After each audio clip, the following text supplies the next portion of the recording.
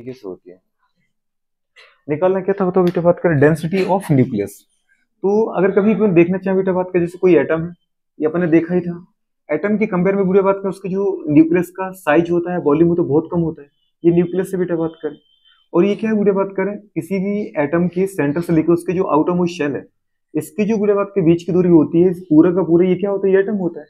ठीक है, तो ये एटम है पूरा का पूरा। ठीक है, एटम, एटम की कंपेयर में अगर अपन देखना चाहें तो न्यूक्लियस का जो रेडियस है वो बहुत कम होता है, और जो वॉल्यूम वो तो और ज्यादा ही कम हो जाएगा।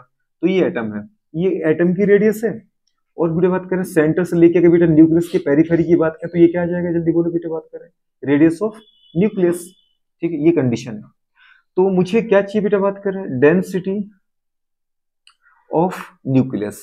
न्यूक्लियस की डेंसिटी किसी भी एटम के क्या होती है बेटा, बात करें 10 की पावर 17 किलोग्राम पर मीटर क्यूब होती है। ये रट लो इसको, क्योंकि ये बेटा बात करें आपकी एनसीईआरटी में कहाँ दे रखा है, समरी में दे रखा है ना। तो आगे दे रखा है, आगे तो एक्सप्लेन कर रखा है, तब तो समरी में दे रखा है, तो इसका मतलब क्वेश्चन आता रहता है ये। ठीक। अच्छा, दूसरी बात है, कभी कोई पूछे गोल्ड के न्यूक्लियस की डेंसिटी क्या होगी, वो इतनी होगी, क्योंकि डेंसिटी बेटा बात करें मास पर डिपेंड नहीं करती। ठीक है, फिर भी आपको देखना है तो आराम से देख सकते हो कैसे। जैसे आपको मैंने दो चीजें बताई थी, कुछ याद आ रहा है बेटा, बात करें एटम और न्यूक्लियस की जो रेडियस होती है, न्यूक्लियस और एटम की रेडियस का जो रेशियो होता है वो 10 की पावर 5 था, पर एनसीईआरटी इसको लिखता है 10 की पावर 4। उठा के देखना आप, तो 10 की पावर 4 10 की पावर लगभग एक ही जैसा है। आपकी एनसीईआरटी क्या बोलता है, the ratio of radius of atom with respect to radius of nucleus equals to 10 to the power 4। मतलब अपन ऐसा बोल सकते हैं कि जो रेडियस ऑफ बेटा बात करें एटम है ना, वो बेटा बात करें 10 की पावर 4 टाइम्स ग्रेटर होता है, ज्यादा होता है किससे, रेडियस ऑफ न्यूक्लियस से। मतलब अगर देखना चाहे इसकी 10 है, अगर क्या सोचो, रेडियस न्यूक्लियस की 10 सेंटीमीटर है, 10 माइक्रोमीटर है, तो 10 का मल्टीप्लाई करो मतलब कितना, 10 की पावर 5। मतलब बेटा बात करें 1 लाख सेंटीमीटर या 1 लाख बेटा बात करें जो भी इसकी यूनिट ली वो उतनी होगी इसकी, मतलब 1 लाख गुना बड़ा है। ठीक है, ये कंडीशन मैंने 10 की पावर 5 लिखवाई थी, हर बुक 10 की 5 ही लिखवाती है, पर आपके आंसर ने क्या दे रखा है, 10 की पावर 4। तो ये याद रख लो बेटा बात करें कंडीशन। दूसरी कंडीशन आपको लिखवाया था, गुड़े बात करें volume of atom upon volume of, गुड़े बात करें क्या, जल्दी बोलो, न्यूक्लियस। इसके लिए अपन ने लिखा था वॉल्यूम मतलब 4/3 pi r cube, 4/3 pi r cube, तो 4/3 से 4/3 कट गया था, बचा क्या था बेटा, बात करें radius of atom upon radius of nucleus की पावर, याद है 4/3 पाई आर क्यू, तो पावर सिमिलर थी, तो अपन ने क्या ले ली, होल पावर क्या ले ली। तो ये रिलेशन होता है किसमें, वॉल्यूम ऑफ रेडिएशन में। 4/3 से 4/3 तो कट नहीं थे ऊपर नीचे, तो वो अपने लिखा ही नहीं, काय को लिखा। अच्छा, अब इसको देखो पूरी बात कर, अगर ये 10 की पावर 4 है दोस्त, कितना है देखो ना, ratio of radiation of atom with respect to radius of nucleus. अगर ये 10 की पावर 4 है एनसीईआरटी के अकॉर्डिंग, 10 की पावर 4, तो इसकी पावर क्या लगी बेटा, 3 लग गई। अब कितनी पावर आ गई बताओ, हमारे पास 2 आ गई। पावर अगर किसी की एम इन, अगर 2 पावर हुई तो क्या होता है, एम इंटू एन हो जाता है।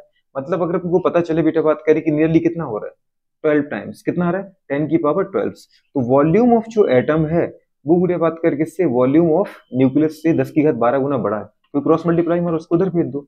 वॉल्यूम ऑफ एटम इसको to 10 to the power 12 volume of, गुड़े बात जल्दी बोलो क्या, न्यूक्लियस। लेकिन आपको जब मैंने लिया था तो अपन ने 10 की पावर 5 से किया था, तो अगर 10 की पावर 5 करते तो कितना आएगा, 15 टाइम्स, क्या आ जाएगा बेटा। तो गुड़े बात करें 10 की पावर 12 से लेके 10 की पावर 15, आप याद रखना। अपने क्वेश्चन आप याद है वो किया था अपने 7,000 दे रखा था उसने पर गुड़े बात करें मिनट में जो कार्डियक आउटपुट था किडनी के अंदर, उसने पूछा था गुड़े बात करें इसकी जो रेट थी वो क्या थी। तो उसने वो किससे सॉल्व किया था, एक बजे को उसने दे रखा है कि 1100 to 1200 था मिलीलीटर, कुछ याद है। और फिर उसने एक जगह दे रखा था 20% के रिस्पेक्ट में, तो वो 20% के रिस्पेक्ट में अपने 1000 से निकाला था, कुछ याद है। तो वो उससे आंसर मैच कर रहा था। तो वो आपको एनसीईआरटी की डाटा पढ़ने पड़ेंगे दोस्त, ये याद रखना कि radius of atom radius of nucleus का जो रेशियो होता है वो 10 की पावर 4, मतलब 10 की पावर 4 टाइम्स ज्यादा है रेडियस किसकी, एटम की, किससे, न्यूक्लियस से। या 10 की पावर 4 टाइम्स छोटी रेडियस है किसकी, न्यूक्लियस की, किससे, एटम से। अगर वॉल्यूम पूछे तो इसका मतलब बेटा बात करें क्या, 10 की पावर 12 टाइम्स क्या है, ग्रेटर है किसका, वॉल्यूम ऑफ एटम, किससे, वॉल्यूम ऑफ, देखो ना पूरे बात करें volume of atom volume of nucleus के बराबर नहीं है। जब वॉल्यूम ऑफ न्यूक्लियस में आप 10 की पावर 12 का मल्टीप्लाई करते तब जाकर के ये इसके बराबर हो रहा है, तो इसका मतलब बड़ा कौन है, एटम हो गया ना। अब बस बेटा बात करें, एक आपको रेडियस पता चल गया, दूसरा आपको गुड वॉल्यूम पता चल गया, तीसरा उसने डेंसिटी पूछा। तो डेंसिटी का मतलब अपन क्या लगाते, कुछ याद है बेटा बात करें, मास अपॉन, बिल्कुल मास अपॉन क्या लगाते, वॉल्यूम लगाते हैं। अगर मुझे किसकी चाहिए डेंसिटी, न्यूक्लियस की चाहिए, तो किसका मास उठा लो, न्यूक्लियस को उठा लो। किसका वॉल्यूम उठा लो, न्यूक्लियस को उठा लो। Density equals to mass. अच्छा आपको पता है जब भी हम बेटा बात करें कोई एटम पढ़ते हैं, एटम के अंदर दो ही चीजें होती है, एक तो न्यूक्लियस, दूसरा क्या, एटम के अंदर सेल। कुछ याद आया? एटम के अंदर क्या होता है दोस्त, प्रोटॉन और न्यूट्रॉन। प्रोटॉन और न्यूट्रॉन को अपन एक साथ क्या बोलते हैं, atomic mass. Proton plus neutron क्या होता है, एटॉमिक मास होता है। कुछ याद आया?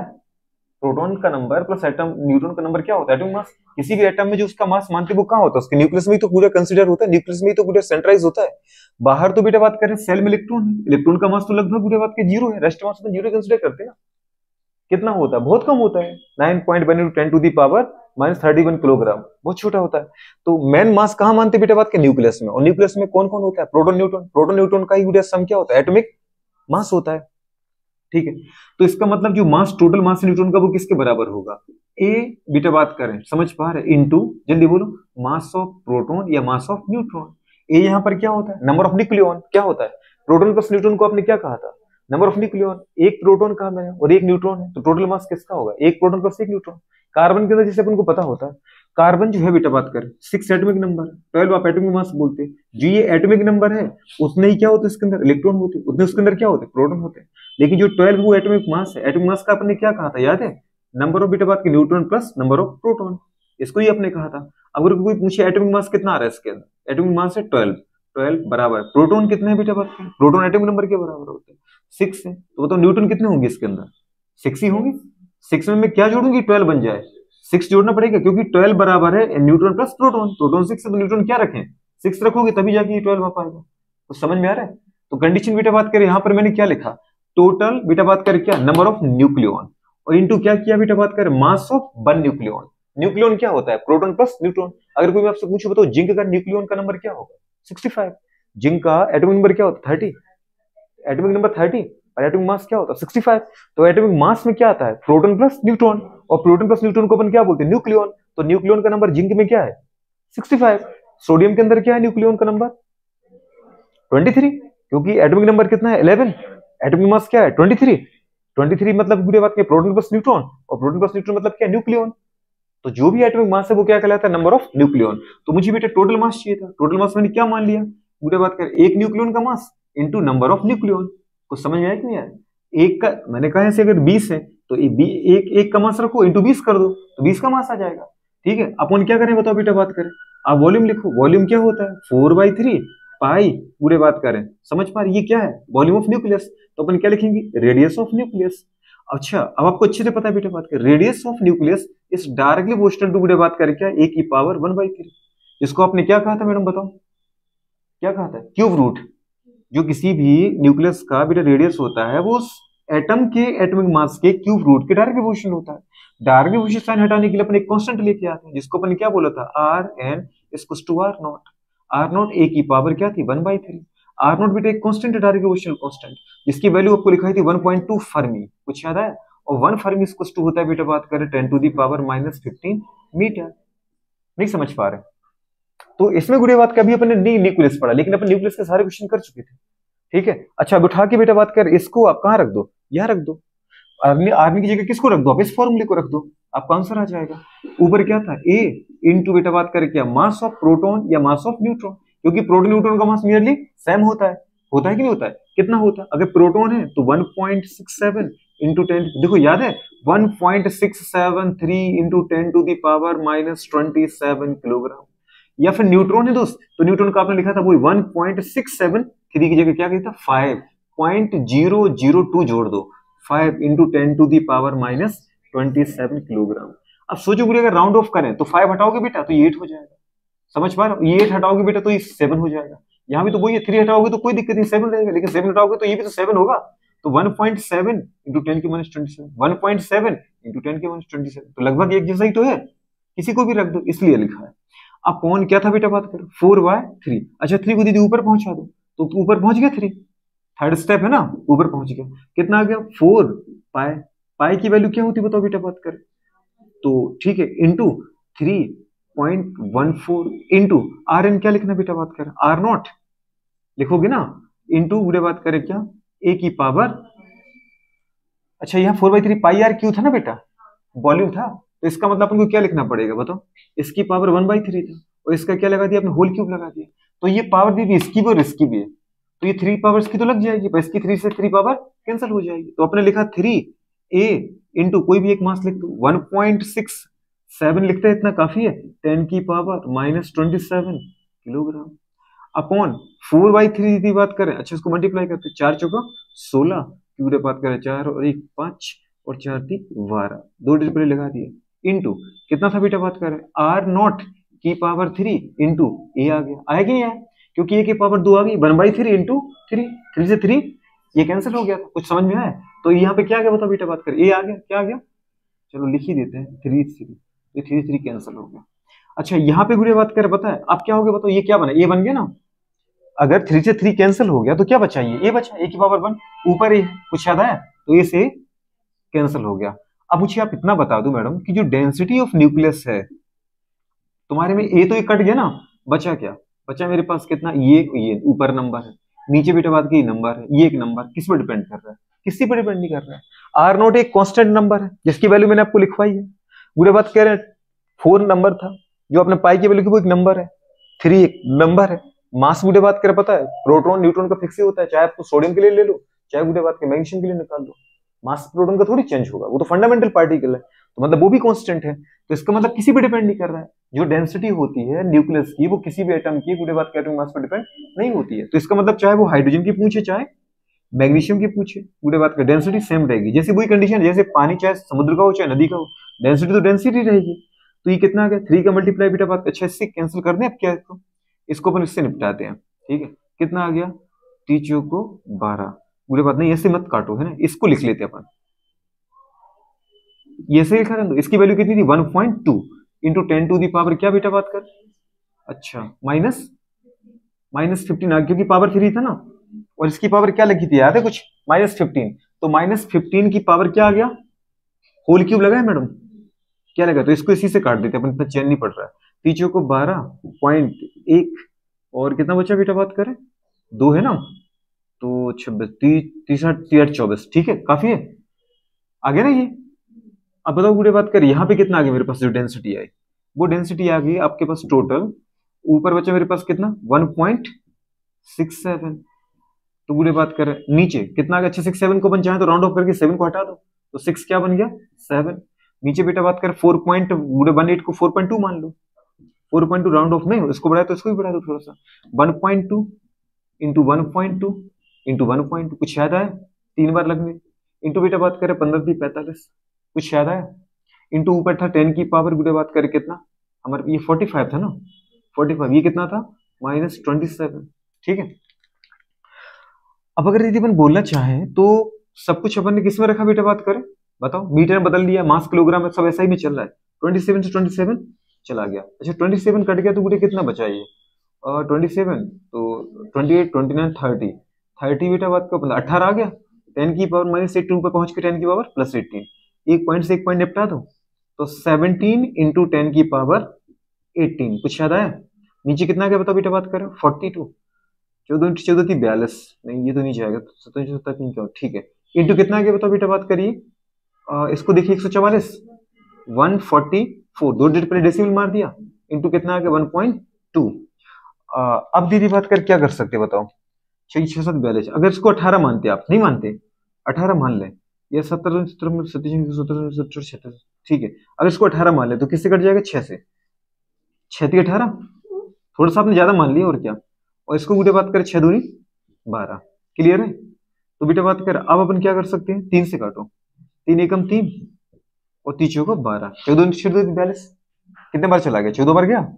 अब अगर इसको अपन लेना चाहें गुड़िया बात के, थोड़ा इसको ज्यादा माना था, थोड़ा इसको ज्यादा मान लो 1.5 मान लो और क्या, तो 1.5 इंटू बेटा 2 करोगे तो कितना आ गया 3 आ गया कि नहीं आया, और 3 इंटू गुड़िया बात करो तो ये कितना आ गया, फिर से 42 आएगा, तो अपन ऐसे ही रहने देते अभी, कितना आ गया ऊपर 10 की पावर 18 और कुछ बचा नहीं, और नीचे कितना बेटा बात करें हमारे पास 14 इंटू 3, 2 इंटू करो ना 1.5,